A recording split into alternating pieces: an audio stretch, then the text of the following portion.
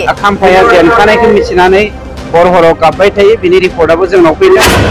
MP इलेक्शनाव जेनगोनखौ मिन्थिखानानै खाम्फा बरगयारी बिथां साराहाय हर-हराव गाबबाय थायो।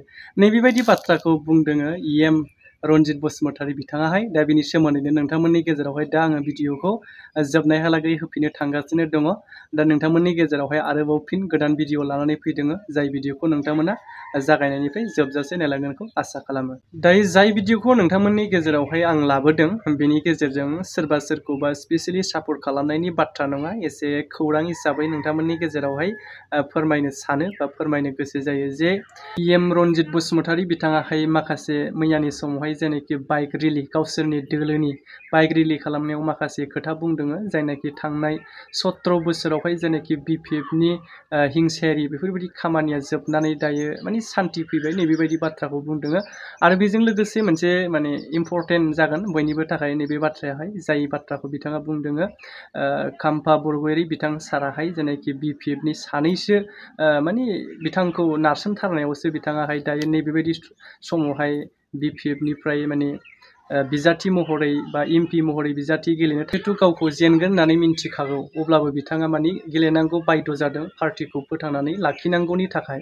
नाथाय बेबायदि बुब्लियाव बिथाङा गावखौ जेनगोन होननानै मिन्थिखानानै हर-हराव गाबबाय थायो। बेबायदि खौरांखौ गावसोरो मोन्दों, गावसिनिसिम सौफैदों होननानै बिथाङा बुंदों।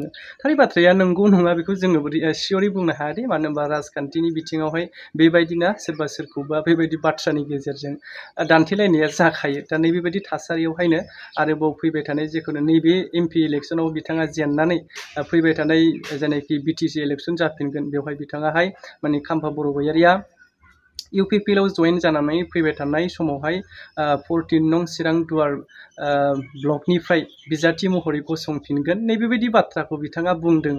एक्सुवेलि अब्ला बिथाङा फैबाय थानाय समावहाय जिहेथु हाबमारोब्ला, जाय खाम्फा बरगयारी बिथां सारा इउपिपिएलआव हाबमारोब्ला गावनि जायगाखौ गाव दा जाय जायगानिफ्राय देरहानानै इएम जानानै दङ, अब्ला बे जायगाखौ निस्सय बिथाङा हगारनानै होगोन खोमा ना।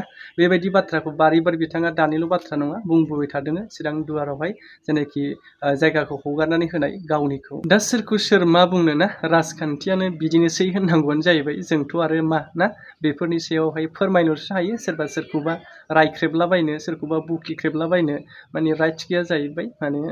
जाय बाथ्राखौ बुंदों बेफोरनि सायावनो, जाय बाथ्राया सोरजोंबा बुंजाखानाय उदां बाथ्रा, बेफोरनि सायावहायनो नोंथांमोननि गेजेरावहाय जाहाथे बयबो मोन्थिनाय बा नुनाय बायदियै भिडिअखौ लानानै फैयो।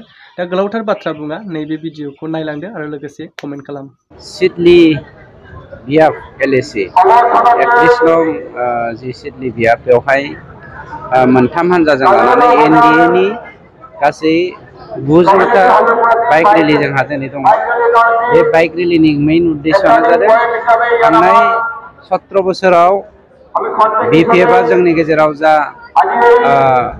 गोरोबलायै खौसेथिखौ फोजोबनाय, दाङाबाजि बायदिसिना पलिटिक्स खालामबोबाय, बेफोरनिफ्राय जोंनि सरकारा मानब गेदेर प्रमद बर' बिथांनि दैदेननायाव जोङो बैफोर समाज बेरेखा हाबाफारिनिफ्राय जोङो समाजफोरखौ उद्धार खालामनो हाबाय।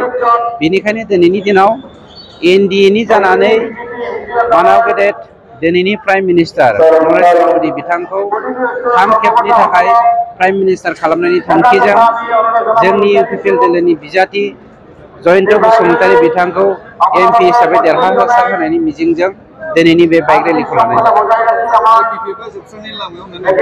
बिपिएफआ जोबस्रांनायनि लामायाव नङा, जोबस्रांखाबायानो।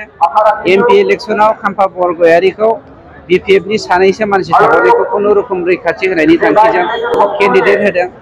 खाम्फाया जेनखानायखौ मिथिनानै हर-हराव गाबबाय थायो। बिनि रिपर्टआबो जोंनाव फैदों। दा मोनसे खोथाया स्पष्ट जे एमपि इलेक्शननि उनाव खाम्फाया इउपिपिएल दोलोआव हाबसिगोन आरो बिथाङा 12 नं चिरां दुवार ब्लकनिफ्राय इउपिपिएलनि जानानै एमसिएलए गेलेगोन।